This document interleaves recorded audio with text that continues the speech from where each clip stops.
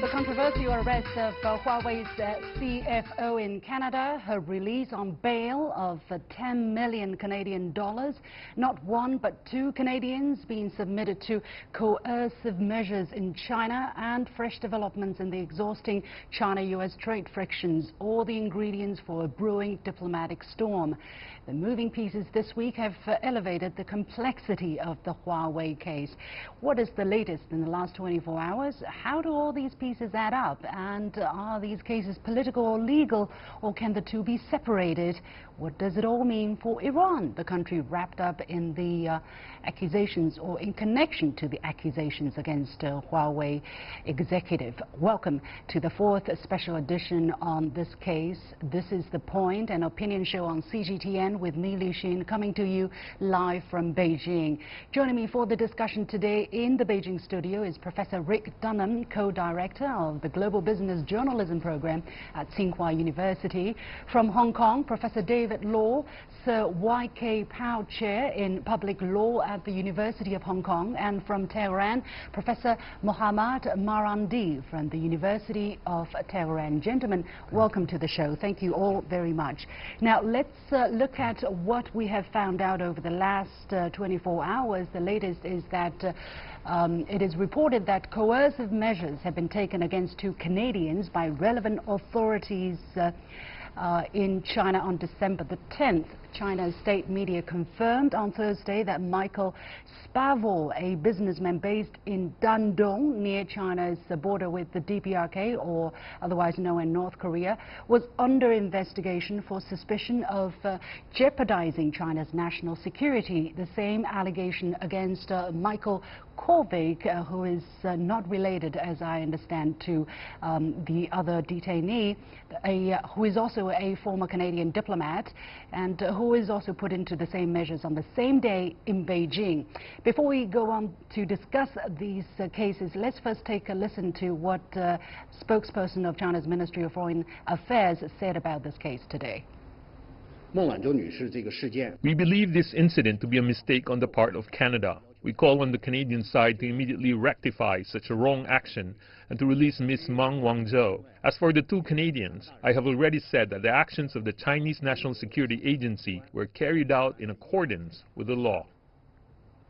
Okay, let me go to Professor Law in Hong Kong here. Let's understand this case better.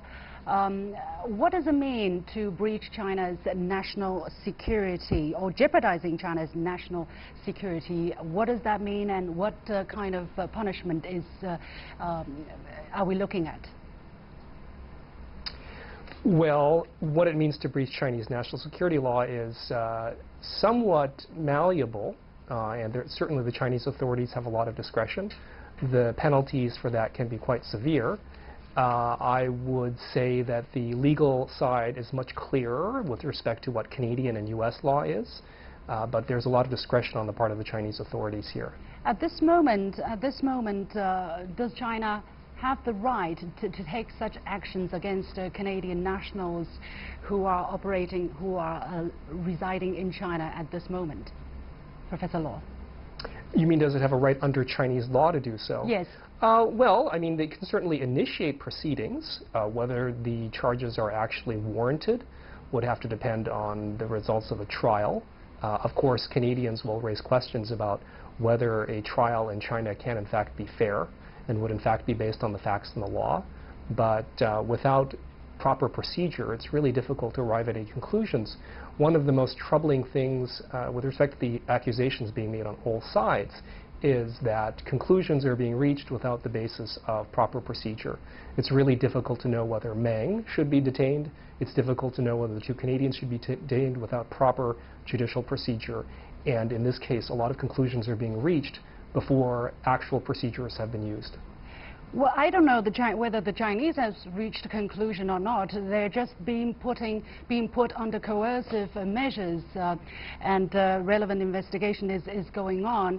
But I know the U.S. State Department, the deputy spokesperson for the U.S. State Department has said that these are, at least for the Mr. Coercive's situation, that this is arbitrary detention. How did the U.S. come to that conclusion, Professor Law? Well, it's difficult to say. I really don't know what information the Americans have at their disposal, but it certainly looks rather suspicious with respect to the two Canadians that the timing, as far as I know, no foreigner has been detained on the basis of the NGO registration law, which is the basis on which that former Canadian diplomat is being detained. I think also I'm sorry, Professor Law here, I'm sorry, because this sounds really a little bit strange and confusing to me. The fact that, to your knowledge, nobody has been detained according to this law, does that make it unreasonable or ungrounded for China to go ahead and really apply this law? It doesn't, but I think that it gives rise to suspicions on the part of the Americans and the Canadians. Really, the reaction we're seeing in China is suspicion as to the reasons why Meng has been detained. Likewise, we're seeing suspicion on the basis of the Americans and the Canadians as to why these two Canadians have been detained. And the timing and the fact that the law has not yet been used against a foreigner gives rise to suspicion. Well, suspicion is suspicion, yes, and different people can have different interpretation to that. I'm going to ask the opinion of Professor Marandi, your observation of the situation. How does it sound like to you? First, let's make it clear. We have Ms. Meng Wanzhou, who is CFO of Huawei, being detained in Canada at the request of the United States, right? That was the thing that triggered a series of strong protest from China. We do not know whether this is strictly linked to the arrest of or the coercive measures to the two Canadians, because nobody has acknowledged that, nobody has denied that, but there's definitely no acknowledgement of that. I think that it's widely believed, at least, that the arrest in Canada is a part of the trade war, and that the timing was also very suspicious. And the stature of the detainee, of course, makes it extraordinary. And the United States has done that often in the past. Many Iranians have been detained in the United States or across the world at the request of the United States. And it's usually, in the past, has been in order to put pressure on Iran. I know two individuals in particular who were arrested. They were held in solitary confinement for years. They were put on trial, but ultimately they were released. But they were never compensated, nor were any apologies given by the United States. The United States, when they want to put pressure on people, they use the IRS, the FBI. They have different means, and of course countries like Canada are very vulnerable to the United States. Also, with regards to the Chinese, the two detainees in China, it is, of course, the timing is important. But we have to keep in mind that it is often the case that people in different countries, they do carry out activities that can be interpreted in different ways. And when the relationship between two countries worsens, that which is ordinarily tolerated is no longer tolerated. So when the Canadians, at the behest of the United States, make such an arrest, which seems strange and extraordinary, then I think it's the right of the Chinese to look upon Canadian activities in China through a different light and through a different prism. And of course, in this case, Iran is used as the scapegoat. Just I'm sure you recall that in earlier years, when Iran's nuclear program was such an issue for the United States, Iran had a missile defense program. And the United States began to establish missile bases in Eastern Europe under the excuse that they're there to protect Eastern Europe from Iran, which was, of course, ridiculous. Okay. The Russians knew it, everyone knew it, that those missile bases were directed towards Russia, but they were using Iran as the scapegoat. In this case, I think that this is a trade war. The Americans want to prevent Chinese high-tech industries from moving ahead of the United States, so again, Iran is used as the scapegoat. Yeah, thank you. Professor Marandi, thank you for your insight. Professor Dunham, you were nodding at one point and you were shaking your head, and at a later point, explain your thoughts here. Well, first, it just takes my breath away that someone in Iran would talk about holding people hostage after Jason Rezaian, Washington Post journalist, was held in prison unjustly for so long, and right now the British Iranians being held in jail as bargaining chips. Yes, I mean, I think this is. Let's get back to the Huawei case, and I mean, Iran is tangentially involved in this. I don't think this has anything to do with missiles in Europe or Russia, but I think we should focus on U.S., Canada, China, people who are being held, who are being held right now in jails or being required to stay at home in Canada right now rather than return to China. Well, the reason why I invited Professor Marandi is because Iran has been mentioned so repeatedly, right, in this whole story, although the U.S.'s accusation against Ms. Meng Wanzhou is not about Iran, but rather fraud to multinational financial institutions. And I also wanted to hear insight from a different perspective. But Professor Marandi, you were laughing a little bit. Very briefly, you wanted to react to that, to what Professor Dunham said in the beginning. Yes, I think it's quite obvious that the American Western perspective is always that anything that comes out of Washington is correct, and anything, if someone is arrested in Iran, obviously that person is automatically innocent in the Western media and in the United States. But ironically, when it comes to that British-Iranian woman that your guest was speaking about, Boris Johnson, who was the Foreign Secretary at the time, made an admission that she broke the law. And he came under huge pressure in Britain, and he had to apologize for his statements. The reality was that she was breaking the law in Iran. She was carrying out classes without permission, teaching encryption to reporters who were to send reports to Britain. So those are violations of laws. And with regards to the American reporter, the same can be said as well. And I think that the Iranians feel that there are many Iranians at the moment being held by the United States. But the problem is that the Western media, American media, will never talk about them because they are Iranian. And I think in the case of China and Canada, the assumption will be in the West that Canada is abiding by the law, even though I think it's extraordinary what happened, the timing, even Trump's comments. But in the case of China, they will not be looked at. Right. Okay, I'm going to jump in here. Thank you, Professor Marandi, again. Professor Law in Hong Kong, how do you look at the comment that Professor Marandi just made just now, that what happened? How do you characterize what happened in Canada here? Right. So thank you for the opportunity to respond to that. I think first it's a mistake, especially now, to treat the West as monolithic and even to think that Canada and the U.S. are on the same page. There have been quite a few tensions in the last couple of years under the Trump administration between Canada and the U.S., and a lot of Canadians are feeling very bullied by the United States right now. For example, Canada was forced into renegotiating the North American Free Trade Agreement.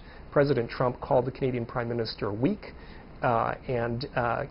Canadians, I think at this point, they do not assume that things coming from Washington are the truth. That's simply not the case. In fact, at this point, a lot of Americans don't believe things coming from their own White House.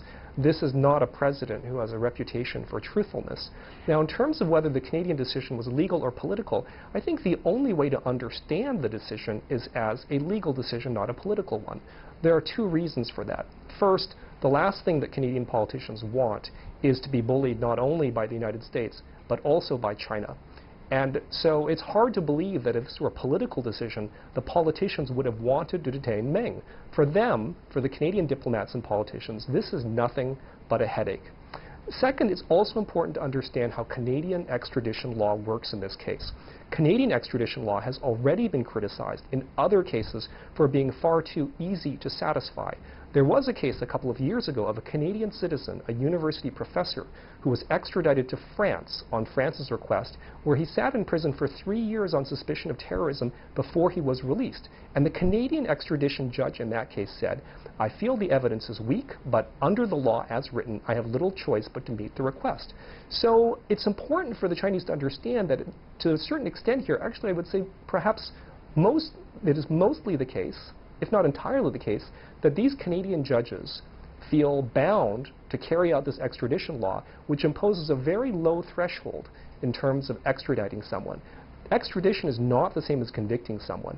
There are no witnesses, there's no trial. The judge simply decides whether there is enough evidence for the person in question to stand trial. And if that low standard is satisfied, then the Canadian judge is obligated to recognize the extradition request and forward it to the minister, the foreign minister, who then, the justice minister, I'm sorry, who then makes a final decision as to whether the person will be extradited. But Canadian judges don't have a lot of discretion in these cases. Well, I think China is not really trying to pressure the Canadian judge who is trying to make the decision, right? I think there is enough understanding that the judicial system, the legal system, I'm talking about the courts, let's say, in Canada, are very professional. There is a very strong tradition of rule of law in Canada, and that these judges can carry out duty without any political pressure from either side. And yet, one of the things that people do not really agree to is that whether this is a pure legal case or a political case. I think there is not a consensus here, right? Professor Dunham, please. I agree. I think you just hit the crux of the issue. And that is the Canadian process started when the United States said that it believed that she had broken the law. And Donald Trump has shown that that was a political decision over the last couple of days when he was basically saying this is going to be a bargaining chip in the trade war with China. That said that the original, I mean, to me, that is evidence that the original U.S. request through the Department of Justice was political and not legal. It should not be, you should not mix the law and politics. You should not mix the law and trade war. And this is where I think Canada is caught in the middle of the situation. The judge in Canada is trying to do what is right according to the law, but the question is, should the request have been made in the first place? And that, I think, is an open question. I'm not saying no, I'm not saying yes. I'm just saying that Donald Trump really made the situation much more complex than it was before then. Yeah, because the Canadian law enforcement authorities, they had the choice. They had to make up their mind whether to detain Meng in the first place, right? They have to study the request from the United States and decide whether to cooperate or not. And in that process, when making that decision, whether it's purely a legal decision, or is it a decision because it is the United States asking them to arrest this Chinese businesswoman? We do not know what is happening, but at this moment, right, we have no other reason, we have no other ways to look at this matter. Right. Professor Law again. Well, you know, I think it's, again, important to realize that Canadian politicians have no incentive to create problems with China over an extradition. So I think that now the motives on the American part for making the request, right, those do look rather suspicious, and President Trump has a record for breaking with a lot of traditions and saying a lot of things that he really shouldn't say. And in fact, the Canadian foreign minister has complained and asked that the President Trump not politicize these hearings, this process, any more than is already the case. But that does not mean that the decision to detain Meng was made for political reasons. We have no evidence to know at this moment. Yeah, Professor Law, that's the problem. Regardless of the reasons for the request, Professor Law, we cannot find out about it at this moment, and we wouldn't know. And then also, you know, in the extradition treaty between the United States and Canada, it says a case can be rejected if it is a political offense or a crime of a political nature. It is very difficult to define. I mean, there are a lot of gray areas here. I guess that is why the Chinese has to make it very clear the consequences if they make a mistake. If they not a mistake. Well, yeah, Professor Law. I think it's important to realize that 90% of extradition requests made to Canada are ultimately granted. So it's almost unheard of for any extradition request to be rejected on the basis of this so-called political offense exception, which you rightly mentioned.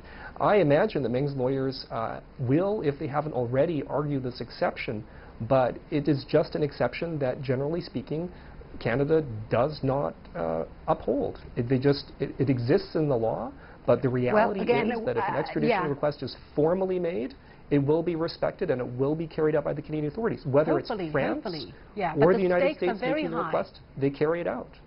The stakes are very high, yeah. but the people who are supposed to consider the stakes are actually not the ones making the decision to detain.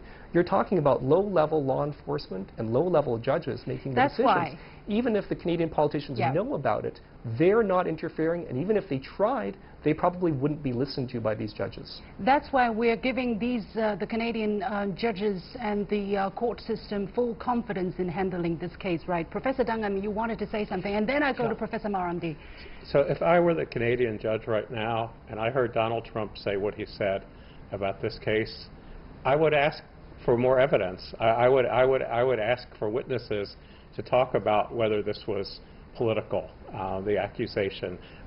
We still don't know very much about the facts in the case. The U.S. Justice Department hasn't laid out its case in an open way. And yes, I think it's very rare that you would have a political exception. But I'm afraid that since earlier in the week when I talked about this, things have changed because of Donald Trump's words. And now I think that there is some burden on the U.S. to show that it is not political, that the original request was purely a legal issue and did not have any, there was no instruction from the White House or from the anywhere else in the administration to politicize justice. Yeah. Professor Marandi, your take so far? Well, when it comes to, again, representation, and I think point that your guest in Hong Kong made is well said, that there is no monolith, there's no monolithic U.S. media out there. But it is true that the U.S. media does have a strong, let's say, similar narrative when it comes to countries like China or Iran or any country that's adversarial to the United States. And the same is true with much of the Western media as a whole. For example, Julian Assange, many sympathized with him, many supported him. Much of the media supported him when he released information about the atrocities that the U.S. was carrying out in Iraq.